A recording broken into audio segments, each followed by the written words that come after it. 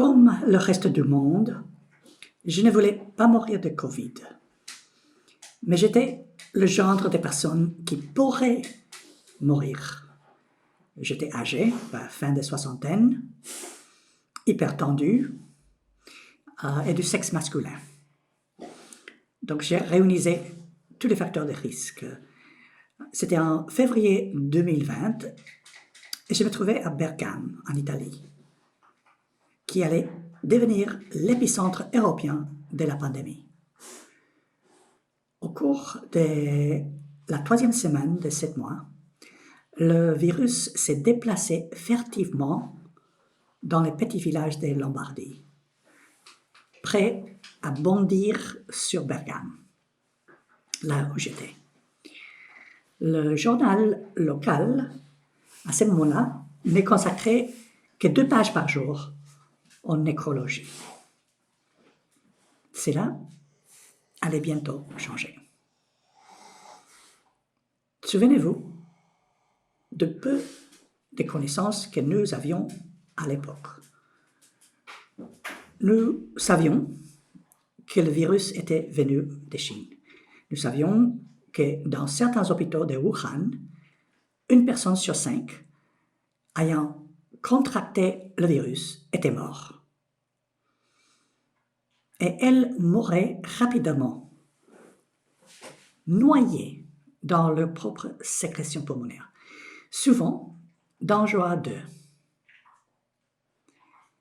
Nous savions que le médecin chinois qui avait alerté le monde sur le danger, c'est un jeune homme en très bonne santé, était lui-même décédé. Et voilà que la maladie apparaît très soudain en Italie. La maladie était là, quelque part, mais nous ne le savions pas où. Nous ne savions pas comment l'éviter. Nous refusions d'aller dans les toilettes publiques, de peur d'être infectés par la lunette des toilettes ou les lavabos. Nous frottions du légume et même une boîte de céréales. Nous nous demandions si l'eau de Javel était meilleure que le nettoyant ou le savon. Ce n'était que plus tard que nous avons appris que la transmission se fait principalement par aérosol et non par contact avec les surfaces. Mais nous savions certaines choses à ce moment-là. Surtout les médecins comme moi, on savait un peu plus que le grand public. Pas beaucoup, mais un petit peu plus. Parce que nous avions entendu parler de SARS et de la MERS. SARS et MERS, 2 virus. Ça s'agit de petites épidémies assez effrayantes, avec une morbidité et une mortalité dévastatrices, qui se sont produits localement en Asie, le SARS, et au Moyen-Orient, le MERS, au début des années 2000. Et le virus chinois qui s'est propagé actuellement en Italie était le même type de coronavirus. Rien que ces mots-là me faisaient frémir la première fois que je l'ai entendu, de nouveau. Moi, je ne voulais pas mourir de la corona. Et j'étais déterminé à ne pas aller à l'hôpital ou à être intubé. J'ai donc acheté de l'oxygène pour un usage domestique, pas dans des réservoirs, car il s'épuise assez rapidement. Mais en utilisant un nouveau appareil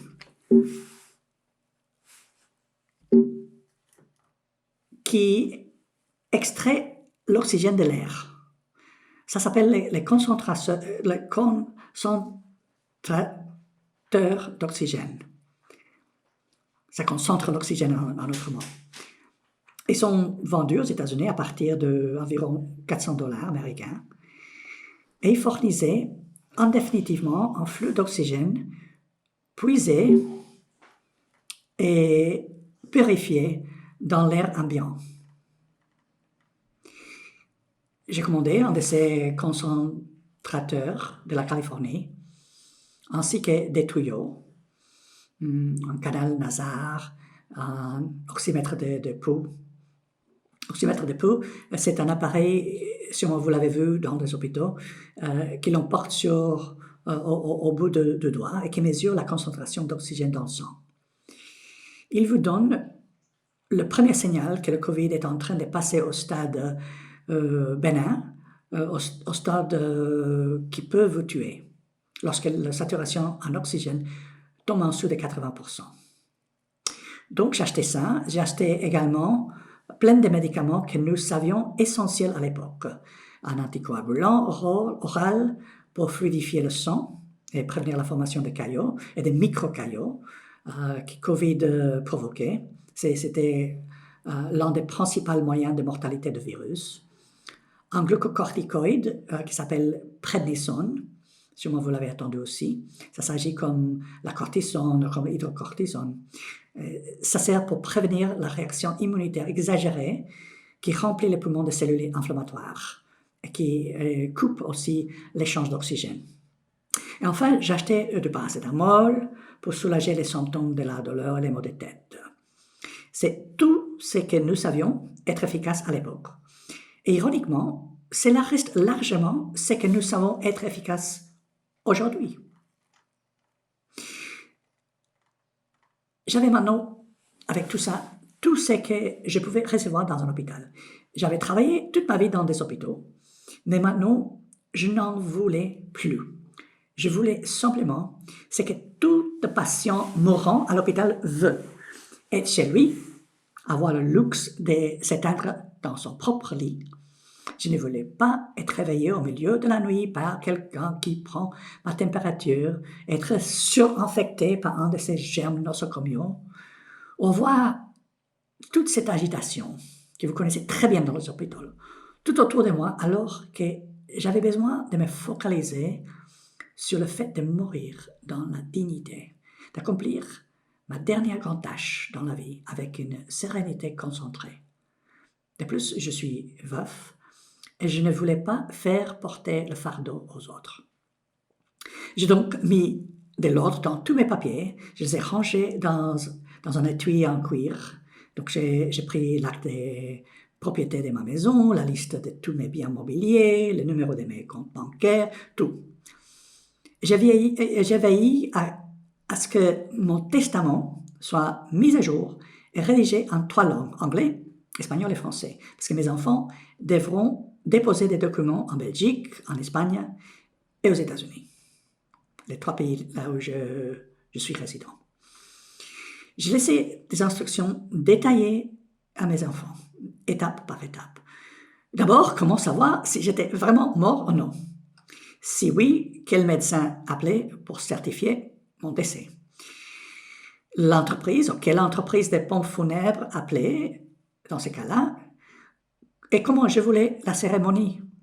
Comment ça se déroulerait? Quelle lecture, quels hymnes, etc.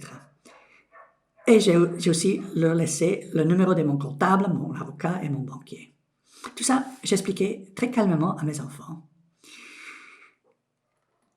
ce qu'il fallait faire et quand.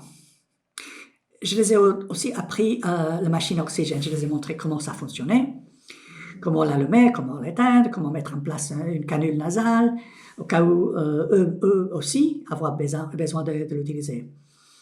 Après ça, tout le monde était soulagé et calme. Mais en fin de compte, tout cela est resté inutilisé.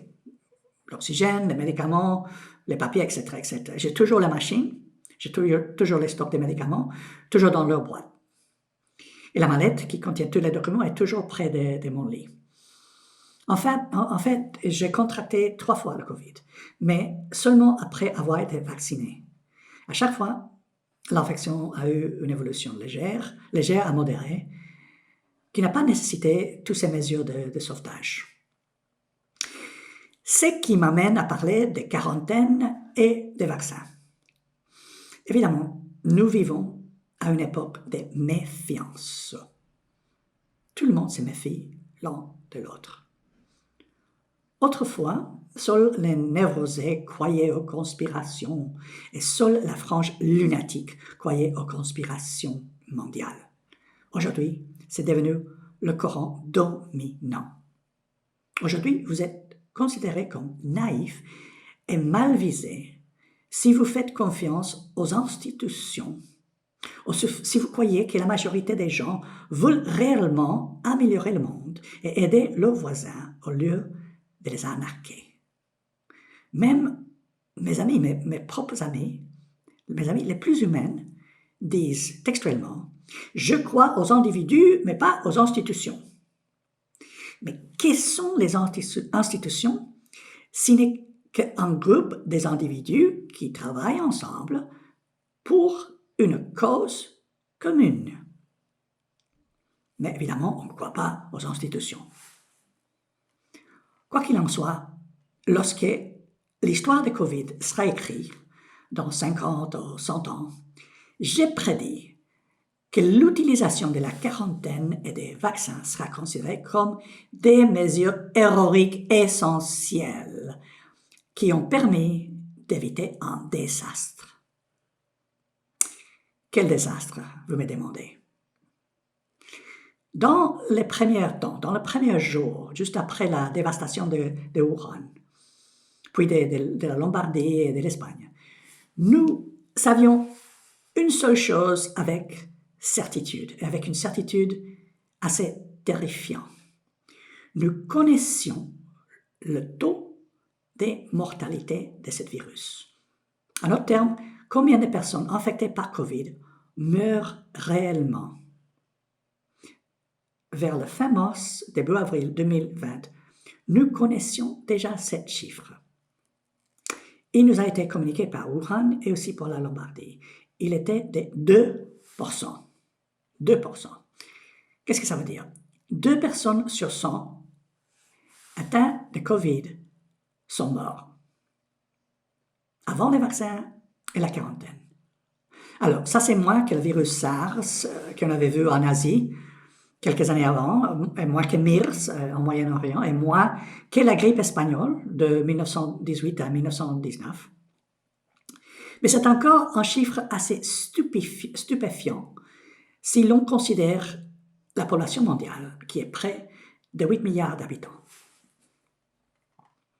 Qu'est-ce que signifie le taux de mortalité? Cela signifie que si l'on ne fait rien, si l'on laisse le virus se propager, comme certains pays dont le Royaume-Uni ont été initialement tentés de le faire, il infectera tous les habitants de la planète.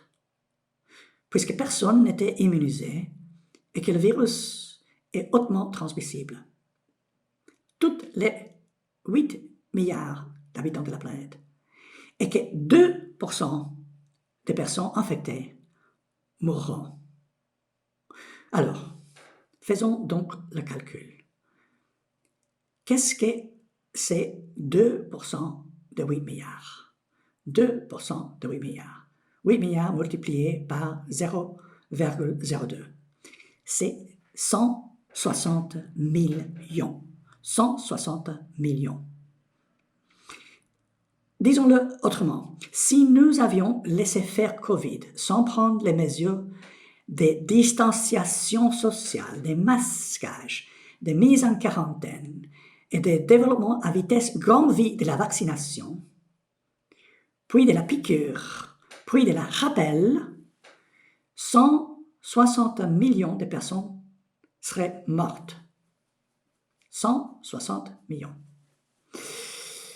Ben voilà, j'attends déjà les gens ricaner, faire la muse et gratter la tête en signe d'incrédulité.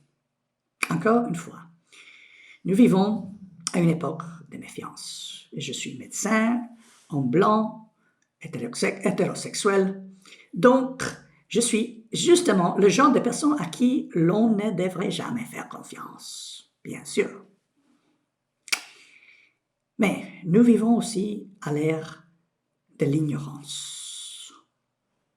Nous ne croyons tout simplement pas qu'une telle chose puisse arriver. Et pire, nous ne réalisons pas que cela est déjà produit. Un virus pourrait-il tuer en un éclair de temps, quelques semaines ou plus, l'équivalent de toute la population de la France multipliée par presque 3, c'est-à-dire 160 millions de personnes dans quelques semaines. Impossible, impossible. Nous, thomistes dubitatifs, qui s'éculent la tête. Mais prenons l'exemple de 1918. Combien de personnes ce virus de la grippe espagnole, qu'on appelle à tort la grippe espagnole, combien de personnes a-t-il tué? Alors, personne ne le sait avec certitude absolue, car on n'a jamais compté les morts en Inde ou en Chine, qui étaient pourtant à l'époque les pays les plus peuplés du monde. Mais en extrapolant à partir des statistiques dont nous disposons, qui sont assez fiables, même aujourd'hui, il apparaît que 100 millions de personnes sont mortes. 100 millions. Et c'est là, à une époque où il y avait moins de 2 milliards d'habitants sur le globe, non les 8 milliards d'aujourd'hui. 2 milliards. Et 100 millions sont morts. Et elles sont mortes rapidement. Elles étaient souvent en bon état le matin, un petit mal à la gorge à midi, clouées au lit l'après-midi, et mouraient avant le coucher du soleil. C'était rapide, un clin d'œil. Encore pire, le virus de 1918 avait un tropisme particulier, une prédilection si vous vouliez, un tropisme particulier pour les jeunes. Pas comme Covid, qui attaquait plutôt les vieillards, les personnes plus âgées. Particulière pour les jeunes. Cela signifie qu'il tuait de préférence les adolescents et les jeunes adultes. Par exemple, les navires de transport des soldats, par exemple les soldats canadiens, qui quittaient les tranchées de la Première Guerre mondiale, qui venaient de s'achever. Ces navires glissaient chaque nuit des centaines de cadavres dans la mer, tous des jeunes victimes de virus grippe espagnole. Au point qu'on pouvait suivre la route des navires par les corps flottant dans l'eau sur des centaines de kilomètres. Ils arrivaient à Terre-Neuve après un voyage de 10 jours de l'Europe avec seulement la moitié des 6 000 soldats, jeunes hommes tous, en bonne santé, 6 000 hommes qu'il avait au départ. À la fin de cette guerre, la grippe espagnole avait tué plus de personnes que toute la grande guerre mondiale de plusieurs ordres de grandeur. Mais qui s'en souvient aujourd'hui? Les gens se souviennent des guerres. Ils oublient les pandémies. On est déjà en train d'oublier la pandémie Covid. Mais cet exemple de 1918-19 nous montre que cela est déjà produit. L'humanité a déjà été dévastée par le passé. Et cela se serait reproduit si on n'avait fait rien. Nous avons été sauvés. Sauvés. Comment? Grâce à ces règles simples. Rester à la maison, ne sortez que pour acheter de la nourriture et des médicaments, se tenir à 2 mètres les uns des autres, se laver les mains, porter un masque, et enfin prendre le vaccin. Puis, le rappel. C'est ce qui nous a sauvés. C'est ce qui nous a sauvés. Aucun pays n'a réussi à faire exactement ce qu'il fallait. Évidemment, il y avait beaucoup de critiques. Il y avait beaucoup de départs et des arrêts, des erreurs des politiciens, des erreurs des médecins, des erreurs des hommes d'affaires, des erreurs de monsieur, madame, tout le monde. Plein d'erreurs de par cœur, des revirements, des contradictions. Mais n'oubliez pas que nous ne savions rien à l'époque. Même les médecins, même les experts ne pouvaient rien prévoir. Pourtant, c'est le miracle que nous venons de vivre. Et la plupart d'entre nous ne s'en rendent même pas compte. La plupart des gens sont tellement occupés à s'indigner de la nuisance de ces mesures ou à spéculer sur le fait qu'il s'agit d'un canular ou d'un délire selon lequel les grandes sociétés pharmaceutiques nous ont plumés, qui ne se rendent pas compte que nous venons de vivre un miracle. Combien de personnes sont-elles réellement décédées? Alors, selon les meilleures estimations, 7 millions. 7 millions de personnes sont mortes de COVID dans le monde entier à ces jours-ci. Ces chiffres est probablement sous-estimé. On n'a pas documenté toutes les personnes qui sont mortes de COVID, bien sûr. Et bien sûr, chacun de ces décès a été une tragédie, et chaque perte de famille, une calamité, évidemment. Et la quasi-totalité de ces 7 millions de personnes seraient encore en vie aujourd'hui sans le COVID. Soyons honnêtes. Mais 7 millions, c'est très, très loin d'être 160 millions. Et c'est qui serait passé. Quiconque en doute n'a tout simplement pas examiné attentivement ce qui s'est passé au cours des 2 premiers mois de l'année 2020.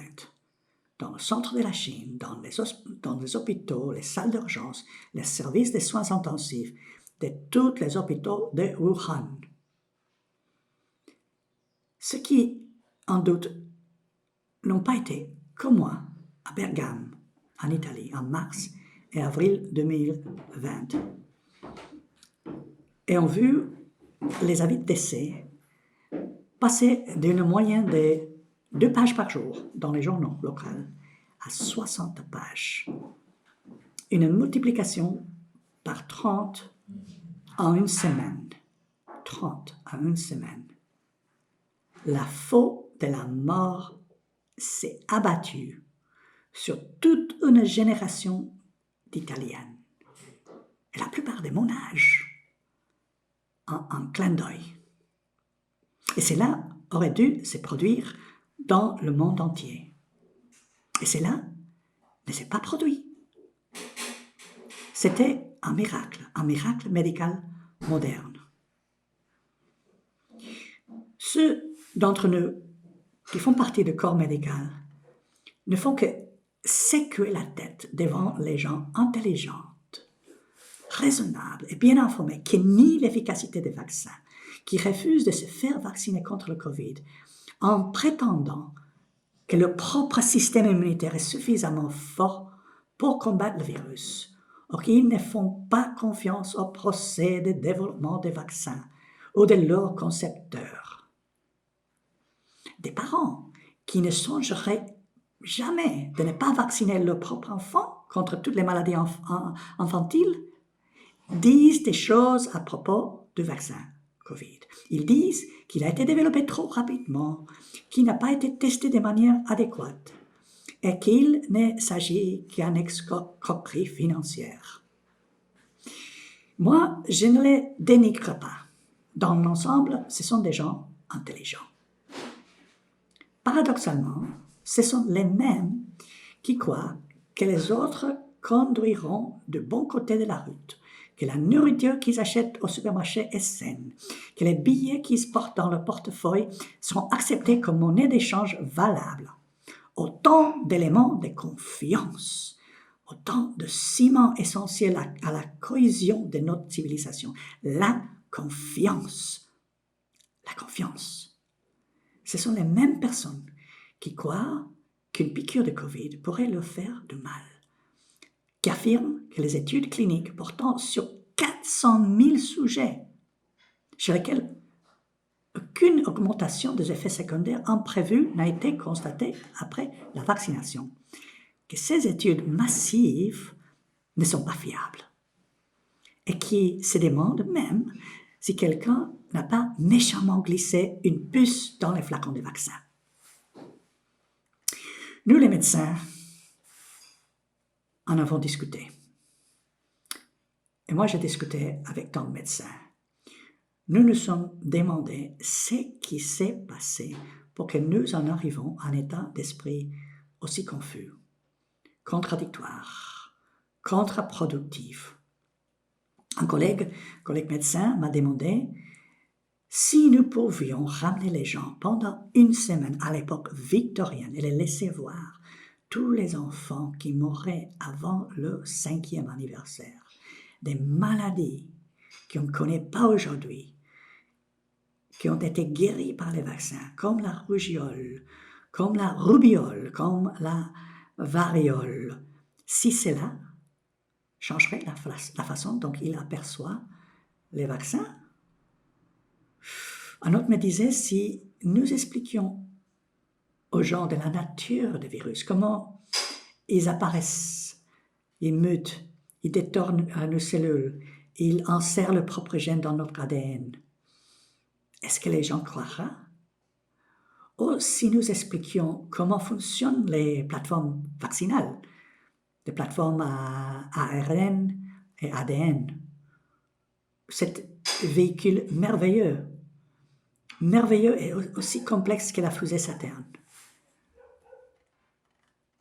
Ou peut-être si on expliquait ensuite comment le système immunitaire humain traite les antigènes viraux, les antigènes inertes qu'on injecte avec les vaccins. Comment notre système immunitaire fabrique des anticorps qui nous protègent. C'est un miracle. C'est le miracle des vaccins.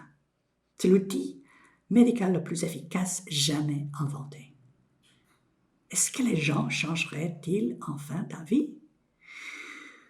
On a discuté et moi j'ai secoué la tête. J'en doute. Mais comment les blâmer? Comment les blâmer? Moi, je suis tout aussi stupide sur d'autres sujets. Tout aussi stupide.